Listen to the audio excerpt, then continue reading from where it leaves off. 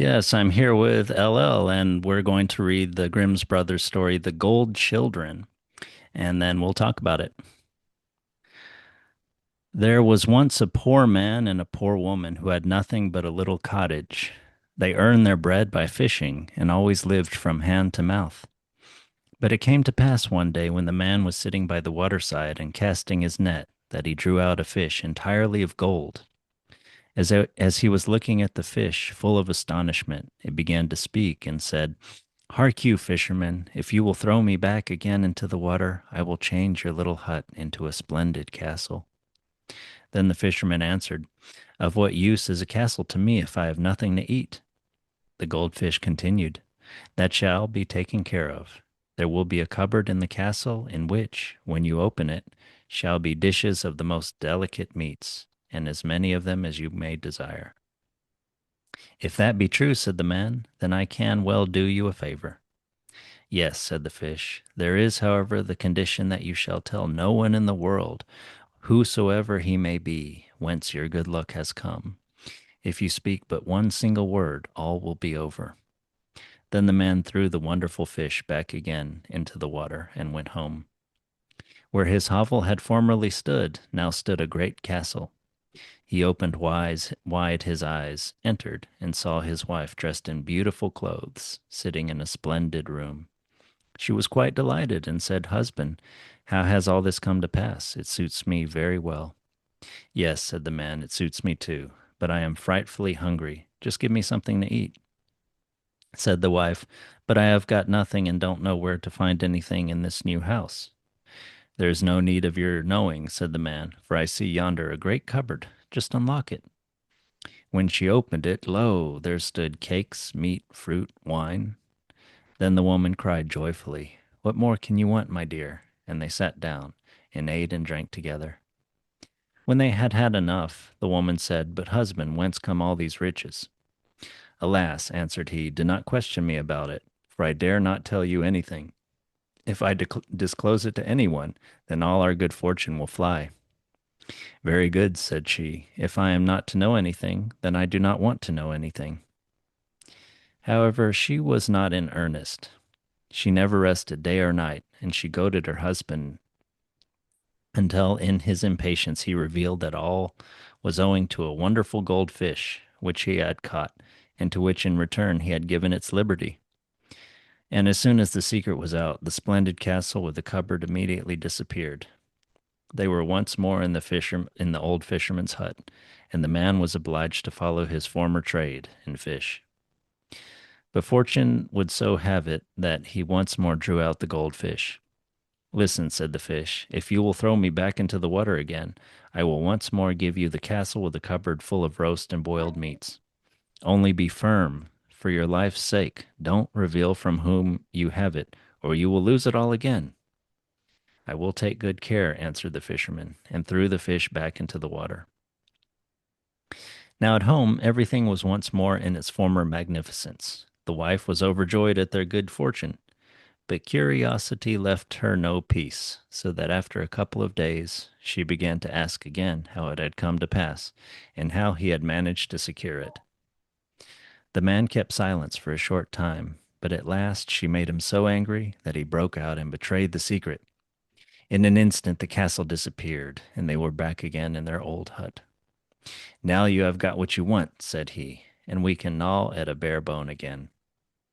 "Ah," said the woman, "I had rather have no riches. If I am not to know from whom they come, then I have no peace." The man went back to fish, and after a while he chanced to draw out the goldfish for a third time. "Listen," said the fish, "I see very well that I am fated to fall into your hands. Take me home and cut me into 6 pieces. Give your wife 2 of them to eat, 2 to your horse, and bury 2 of them in the ground. Then they will bring you a blessing." The fisherman took the fish home with him and did as it had bidden him. It came to pass that from the 2 pieces that were buried in the ground, 2 golden lilies sprang up, that the horse had 2 golden fowls, and the fisherman's wife bore 2 children who were made entirely of gold. The children grew up, became tall and handsome, and the lilies and horses grew likewise. Then the lad said, Father, we want to mount our golden steeds and travel out in the world. But he answered sorrowfully, How shall I bear it, if you go away and I know not how it fares with you? Then they said, The two golden lilies remain here. By them you may see how it is with us. If they are fresh, then we are in health. If they are withered, we are ill. If they perish, then we are dead. So they rode forth and came to an inn in which there were many people. They perceived the gold children and began to laugh and jeer. When one of them heard the mocking, he felt ashamed and would not go out into the world, but turned back and went home again to his father. But the other rode forward and reached a great forest. As he was about to enter it, the people said, It is not safe for you to ride through. The wood is full of robbers who would treat you badly. You will fare ill. When they see that you are all of gold and your horse likewise, they will assuredly kill you. But he would not allow himself to be frightened and said, I must and will ride through it. Then he took bearskins and covered himself and his horse with them, so that the gold was not seen, and rode fearlessly into the forest. When he had ridden onward a little, he heard a rustling in the bushes and heard voices speaking together. From one side came cries of, There is one, but from the other, Let him go, 'tis an idle fellow, as poor and bare as a church mouse. What should we gain from him? So the gold child rode joyfully through the forest, and no evil befell him. One day he entered a village wherein he saw a maiden who was so beautiful that he did not believe that any more beautiful than she existed in the world. And as such, a mighty love took possession of him. He went up to her and said, I love you with my whole heart. Will you be my wife? He too pleased the maiden so much that she agreed and said, Yes, I will be your wife and be true to you your whole life long. They were married. Then, just as they were in the greatest happiness, home came the father of the bride. When he saw that his daughter's wedding was being celebrated, he was astonished and said, Where is the bridegroom? They showed him the gold child, who, however, still wore his bearskins. Then the father said wrathfully, A vagabond shall never have my daughter, and was about to kill him. Then the bride begged as hard as she could and said, He is my husband, and I love him with all my heart, until at last he allowed himself to be appeased. Nevertheless, the idea never left his thoughts, so that next morning he rose early, wishing to see whether his daughter's husband was a common ragged beggar. But when he peeped in, he saw a magnificent golden man in the bed, and the cast-off bearskins lying on the ground. Then he went back and thought, What a good thing it was that I restrained my anger. I should have committed a great crime. But the gold child dreamed that he rode out to the chase of a splendid stag, and when he awoke in the morning, he said to his wife, I must go out hunting. She was uneasy and begged him to stay there instead, and said, You might easily meet with a great misfortune. But he answered, I must and will go. Thereupon he got up and rode forth into the forest. It was not long before a fine stag crossed his path exactly according to his dream. He aimed and was about to shoot it when the stag ran away. He gave chase over hedges and ditches for the whole day without feeling tired.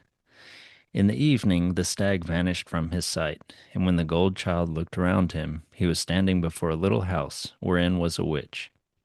He knocked, and a little old woman came out and asked, What are you doing so late in the midst of a great forest? Have you not seen a stag? Yes, answered she, I know the stag well.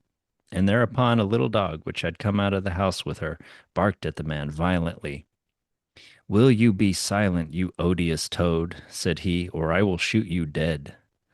Then the witch cried out in a passion, What? Will you slay my little dog? And immediately she transformed him, so that he lay like a stone. Meanwhile his bride awaited him in vain, and thought, That which I so greatly dreaded, which lay so heavily on my heart, has come upon him. But at home the other brother was standing by the gold lilies, when one of them suddenly drooped. Alas, said he, my brother has met with some great misfortune. I must away to see if I can possibly rescue him. Then he mounted his golden horse, and rode forth and entered the great forest. Had to be quite a sight.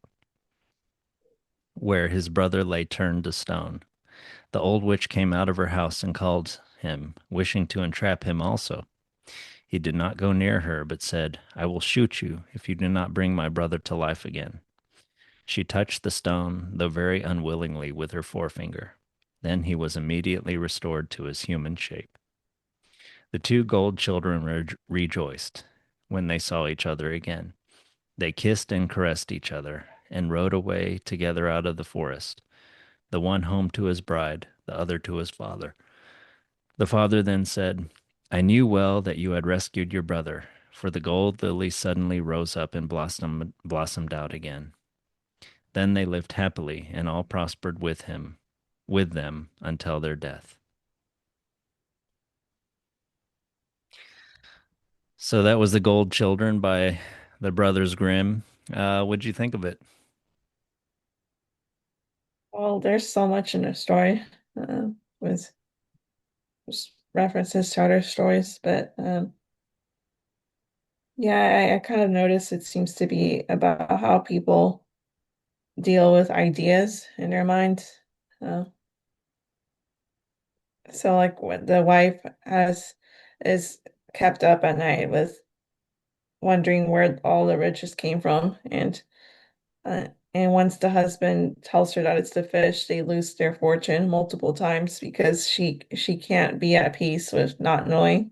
Yeah. Um, And even and after it then happens the second time, she justifies that and says, well, I'd rather not have a castle and endlessly supplying larder or a cupboard just because I need to know where things come from. And that seems to Mhm, be not some kind of deep statement of her sort of integrity about this, but more like, yeah, she just justifies this sort of malicious kind of curiosity that she has. It's mhm, some form of power or something, this stupid stubbornness. mhm. Yeah, and then later in the story, the father of the bride, um, and what does he, Well, he thinks that his daughter's groom and husband, and they almost immediately get married, already husband, is some kind of vagabond beggar or something mm, because he's been wearing the bearskins. And mhm, then he wants to kill him, and then only yeah, with the daughter's intercession does he restrain himself, and then still he needs the proof, mhm, and so he looks in on them when the next morning or something they're sleeping in bed, and he sees that the gold child is not a vagabond, but he's this golden child. mhm, mhm. So yeah, and so he's persuaded to restrain himself, and things go turn out better in that way. Yeah, Um, right. Yeah, he doesn't actually kill the golden opportunity that he and his daughter have. Like the gold child's mother did kill their opportunity, although luckily mm, it forced itself on them almost. yeah. There's maybe something about how the fisherman himself is so lucky that he gets this golden opportunity three times, and the third time, even it's like, okay, looks like I'm just fated to fall into your hand and into your lap. Okay, like I can't just give you a castle and this endless pantry. Uh, just go ahead and take my whole body and give two of the pieces to your wife. And so it's kind of like she is now ingesting the good luck. And so she'll finally believe it, and know it, She Mhm, can't have faith. She has to know it with her body. mhm. Yeah, and then I think the fish kind of sacrificing itself kind of made me think of the Bible and stuff Yeah, because obviously. it's still sacrificing itself even though despite the to maybe despite the or maybe because of the sins the wife did with just wanting all the knowledge Yeah, it is very and much self-regarding like it. that you're supposed to have. you get riches, but you're supposed to have faith, and she doesn't, Mhm. and she falters several times, three times until finally she's given the body of the thing that's been given to you, very much like Jesus in the Eucharist or communion, where you eat the body of Christ. Mhm. Yeah, it's very much that dynamic.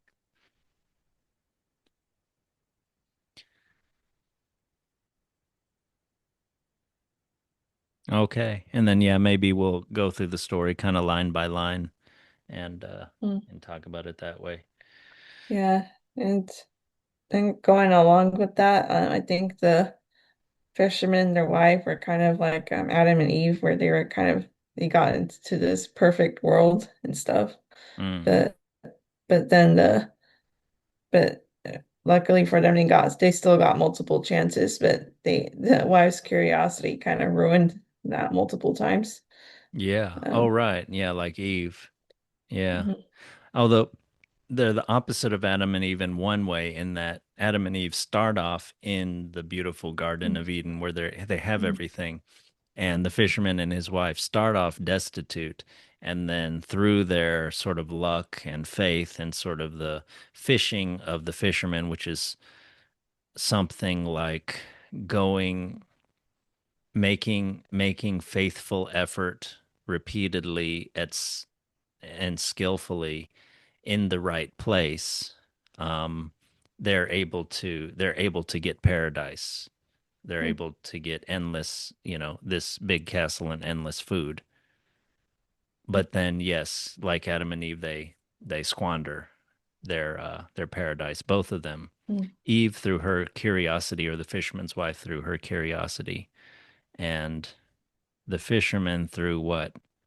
Trusting her or something, or just sort of Yeah, or maybe he's just not being able too to. easily kind of swayed by her. Right, yeah. He's not able to sort of hold the line that that that the God of the story has told him. Okay. And obviously this story is a lot like the other story we read, The Fisherman and His Wife, where they start off destitute. A fisherman gets a golden fish, and in return for saving the fish, he is given a better house. But of course, in this story, it's the fisherman that's sort of asking for that stuff. In the other story, it's his wife. Although, yes, there is still the nagging wife in both of them.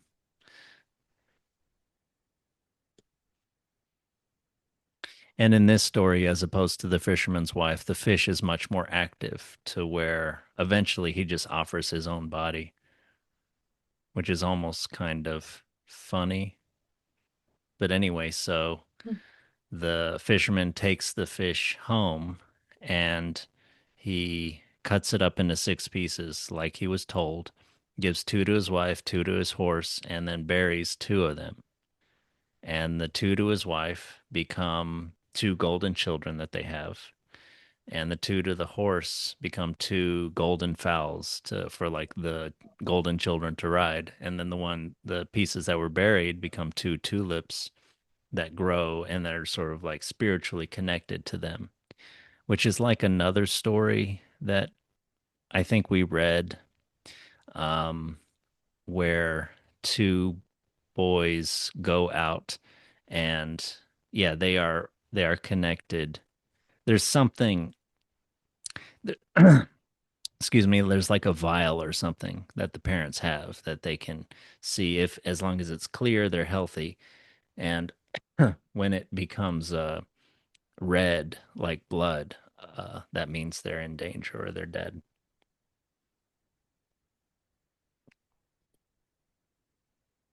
So the golden children come of age, and they want to mount their golden steeds and go out in the world, which seems very much like the story of a young person, or especially a young man that wants to go out and kind of see the world and kind of basically become an adult, become a man.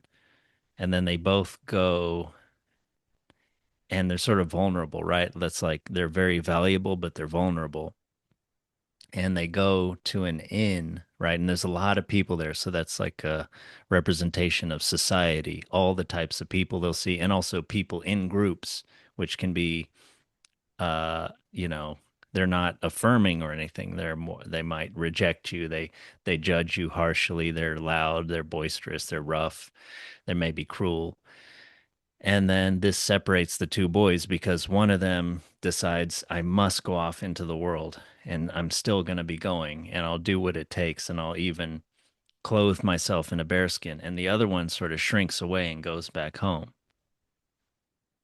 It's almost like they're two sides of the of one person or something like that, with the tulips still being there in the ground or something. It's almost Mm-hmm. like there's all what is it? There's always a part of you that's home, or at least there's always a part of you that in your heart that is home with your parents or something like that.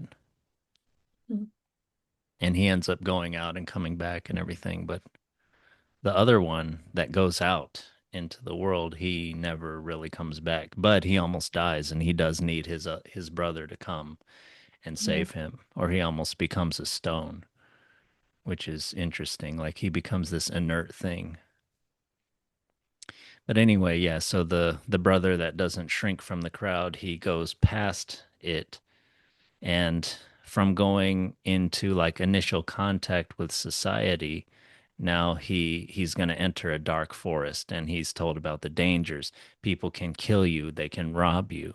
It's like you have something valuable, your life and your talents, say, but people can take that from you. There's danger there, right?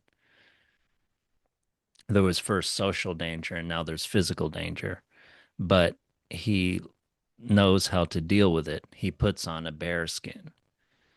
So this reminds us, of course, of the story of Grimm's Bearskin. And in that case, Bearskin had to kill an actual bear. In this case, it doesn't say he does that, but there's maybe an implication of him wearing something that it's like hair of the dog that bit you or something. Uh, you're taking in something, a little bit of something rough, poison or something to make you stronger. So he's putting on the guise of a bear. And then yes, he goes out into the woods and it's dark and he never sees the robbers that are that could waylay him, could kill him, but they see him, but he hears their deliberation, and they're talking to each other and they say, well, he must not have anything to take, so we should, just don't bother him, which again is like bearskin in the Grimm's brothers bearskin. But anyway, yeah, what do you think of that part? Mm-hmm. Because it seems like it's like yeah, it's an intelligent guise that he puts on, right? Because he's not showing his gifts to everybody anymore, which is what made them be laughed at before. So you should be careful. That's probably another deeper meaning of this whole story, is the vulnerability of the gold children. Mm-hmm. Their father was Well, afraid for them to go out. There's a reason for that. Then they were laughed at the inn by all the rowdy people there. And then they could have he could have been killed in the forest. But by now he has learned how to hide it. He's gotten some awareness and some, skill or something. And he knows to hide his golden nature from the world. But then with the guise that he puts on, now it creates a new danger for him in a different context when he meets the beautiful girl, and they want to get married, and she, just like in the story Bearskin, she sees right off that he's quality and that she agrees to marry him, and they get married like in this fairy tale story, like the next day practically. And not only was she willing to get married, but she specifically says she will always be true to him, which maybe there's some sort of contrast there with his own mother's action towards his father, to where she doesn't have faith or something. She doesn't have faith in the unknown. She always needs to know, and she's willing to sacrifice her whole, all their livelihood and everything just so that she has to know. Although later she's given the gift, which is again like maybe Christian theology where you can only get God's grace or something. It's sort of a mystery how it comes to you, which I think there is a larger truth there to whether you're Christian or not. Of it's sort of unknown whether you're going to get sort of wisdom or peace, although it's not like it's just only by luck, because there are ways to sort of get more wisdom and peace through philosophy, through mental training, and with meditation. And prayer is like a meditation. Different religious traditions and philosophical traditions have different ways of acquiring these things, but it still is a mystery what's what's going to kind of happen, on the other side of it, and whether you'll get really, or how much of God's grace you'll get, or whether you get God's grace, or whether you'll get sort of awakening experiences like in the sort of Buddhist traditions, or if you'll get enlightenment. It is sort of said by some enlightenment to be an accident, although meditation makes you accident prone. Anyway, yeah, he goes to the so he's all good, right? He's survived a lot of some difficulty, and he's ready to get married to the beautiful girl who's like seemingly like the picture of virtue and faithfulness. But then yeah, her father hates his appearance and is going to kill him. So again, he has another social physical danger there. And this time he's saved by his wife. Or you could say this is sort of like sometimes we are saved by our cunning with like putting on the bearskin, or sometimes we are saved by our feminine nature, by our soft pleading, right? Because it's not like they do anything to the father or they run away or something like that. She talks to him, right? Then the father said wrathfully, "A vagabond shall never have my daughter," and was about to kill him. Then the bride begged as hard as she could. "He is my husband, and I love him with all my heart," until at last he allowed himself to be appeased. So there's this kind of soft, kind of, yeah, pleading that. So this is he escapes that danger through a different way. And you can say he acquired that ability, or he acquired the person who can do that through what, through his having gone through danger, being able to having courage and having intelligence. And you can say all that shows through the outer clothing, the bearskins that he's wearing. And then yes, so as you mentioned, a larger theme of this story is some people who just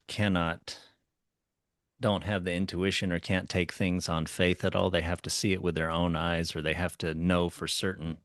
And then, yes, the father of the bride does not kill the the golden child, but he still needs to know. He still needs to know for certain. So after his daughter and the golden child get married, he has to look in, open the door and look in on them. And then, yes, he sees him without his bearskin, and he's a gold child, and he realized, my God, I would have committed a terrible crime. What a good thing it was that I restrained my anger. I should have committed a great crime. So he's sort of unlike the mother at the beginning of the story, the fisherman's wife. He does realize sort of how, how close he came to really making a terrible error.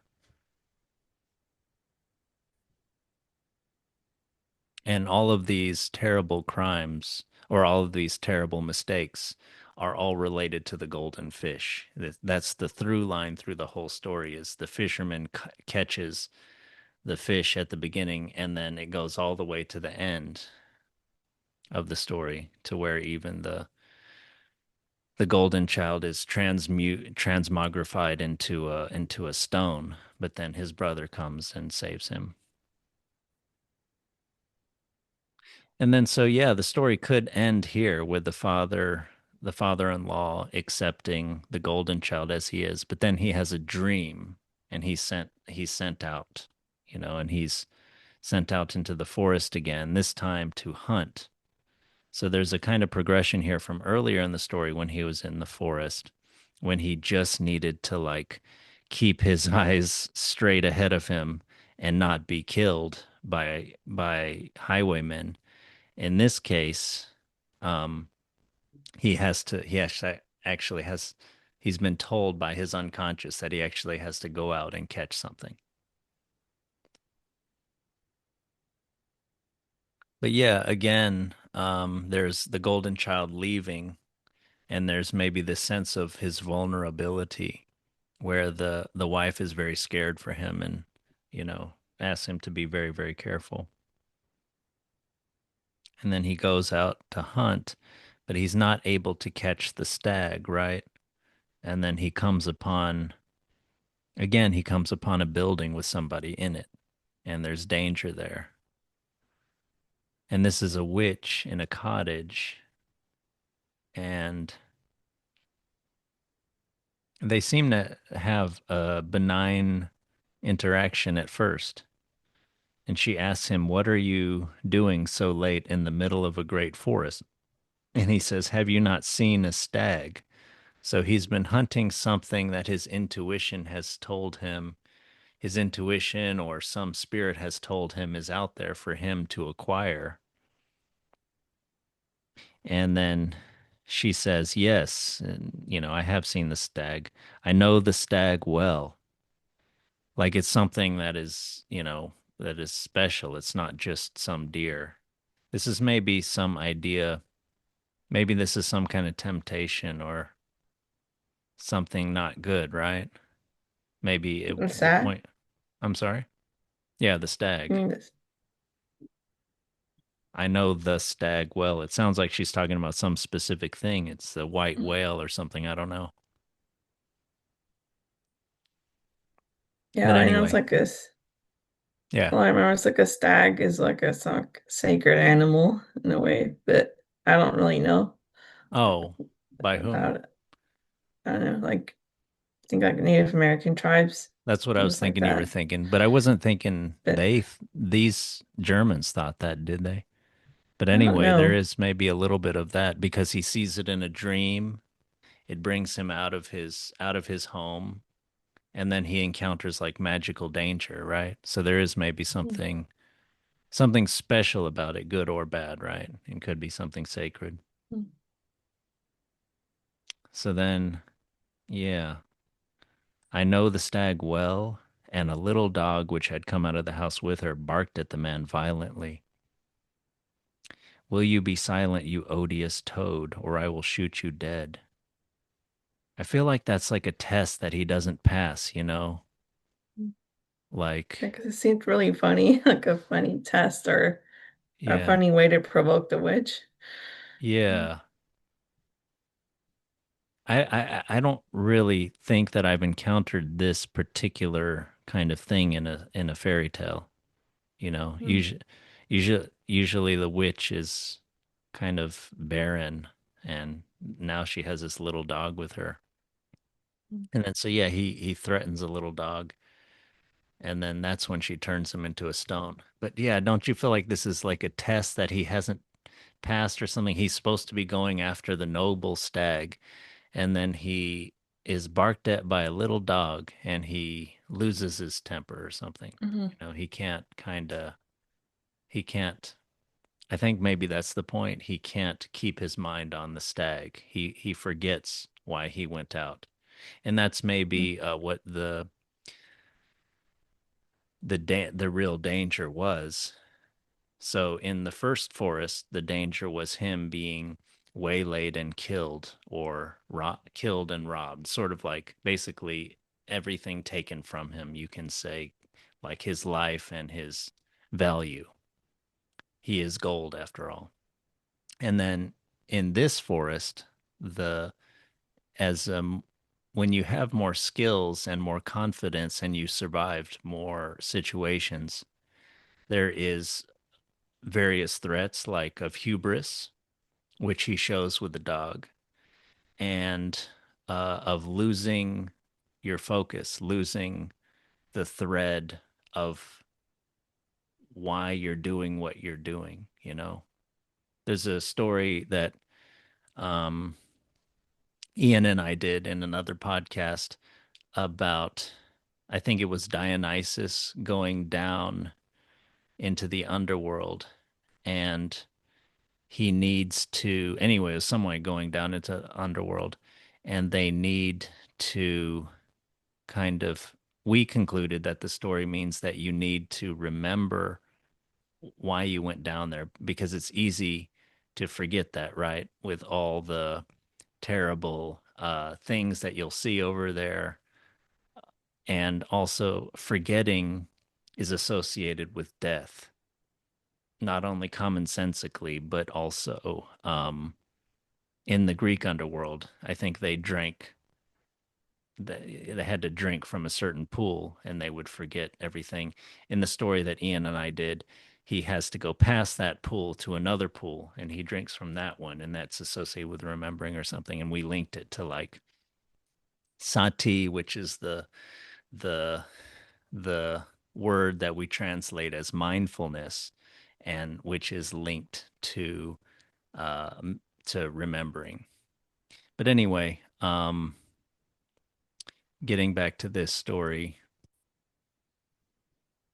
yeah, what do you think about that? That his challenge here was to not forget what he had set out for, maybe the sacred stag or whatever it is. He had an aim given to him from somewhere important, deep unconscious or a god or something. He goes out, he is warned by the wife, be careful. But that he might, she begged him to stay, you might easily meet a great misfortune. But then he said his characteristic line, I must and will go.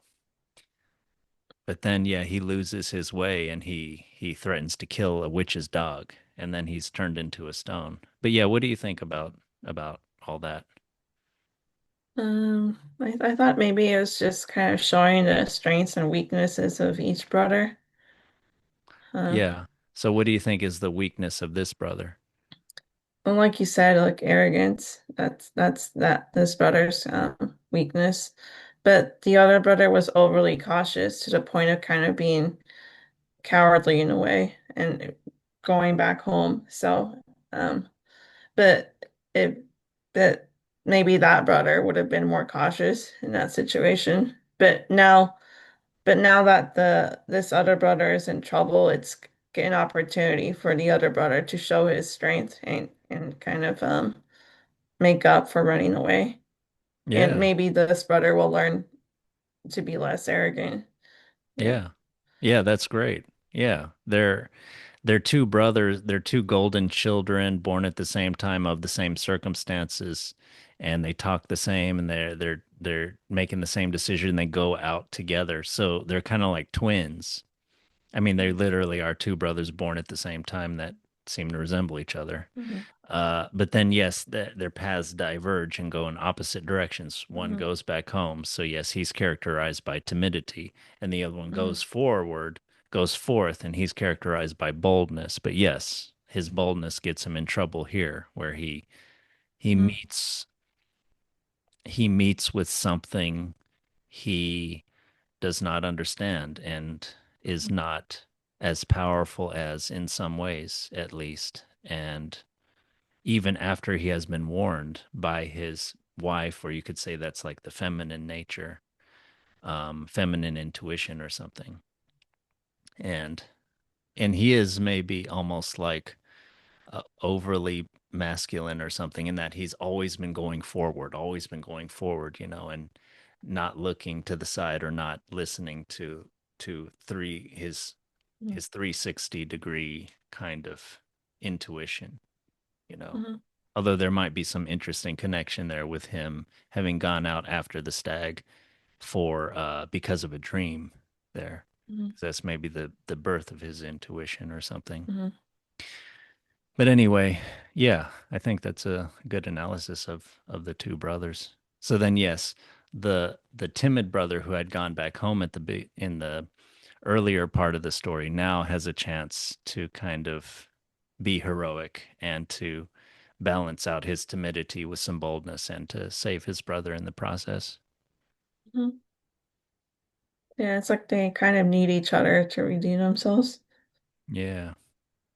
And again, like it almost is like they're two sides of one person or something like that. You know? Yeah, I guess I find dreams fascinating in these stories. But I can't say much more about what I think this particular dream may be of the stag. And it's funny that he never catches the stag. So it seems almost like the point wasn't to catch the stag.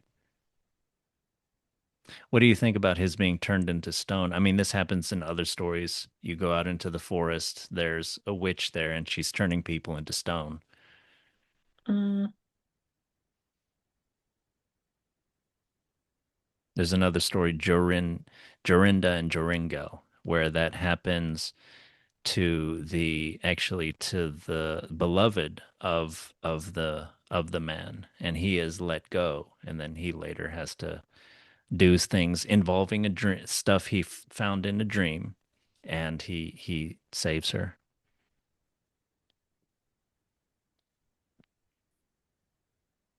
But yeah, what do you think about this going after the stag? or I mean the stone. mm, I don't know. It's like I in this story, I don't really have deep thoughts on it. I thought it was like you're saying he's going forward all the time, but this time he's literally stopped Yeah, because he's he's stopped dead in frozen. his tracks. I mean, there Um, might be that might just be the thing. It's like the fisherman was trying to go forward by getting the fish and then getting good luck from the fish. mm, But then his wife was kind of stymieing him, or you could say the combination of his wife's irrepressible curiosity and his mhm, own sort of inability to sort of control mhm. that dynamic and to kind of, you know, find some way to satisfy her. Yeah. And then so the fish moves forward right into the ground, into the wife's body, into the horse's body, and Mhm, the golden children move forward. And then one of them comes back, and then the golden child mhm, finally he finds love and he defies death a couple of times, and then he has a dream, a different type of a different type of motive, and it's kind of spiritual in nature. It's not even mhm, physical. And then he goes out to find the stag, this mysterious kind of thing. And then he meets a different type of magical person. mhm, But then, yes, he stopped there when he doesn't survive this. He doesn't pass this test. He sort of mhm, acts petty, yells at a little dog. mhm. But See, I yeah, like that it. could just be it. Just he stopped dead in his tracks as a stone. And then, yes, he needs love and the far-seeing kind of connection symbolized through the tulip that is still connected to his body way Mhm, back at home. that was also comes from part of the fish's body.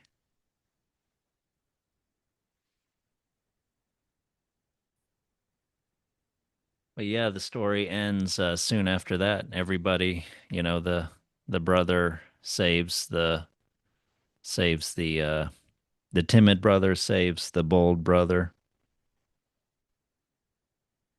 And yeah, the timid brother saves the bold brother by acting boldly. So that goes along with your idea that he needed this to kind of balance himself out and to gain some courage. And yes, his bold brother had gotten turned to stone when he came close to the witch. He yelled at her dog, but he also came close to her. And that is in line with other stories too, where there's the witch in the forest living in a castle, or in this case, a cottage, and you come too close to her and she'll turn you into a statue. You need to kind of know to keep your distance. And the timid brother keeps his distance and he just yells and threatens her. And then she touches the the gold brother turned into stone, and he turns back into his human form. And then yeah, they rejoice, and the one goes back home to his bride and the other back home to his father. And the father says, "Yeah, I had known that you had rescued your brother, because the golden lily rose up and blossomed out again, and they lived all happily and prospered, and all prospered with them until their death."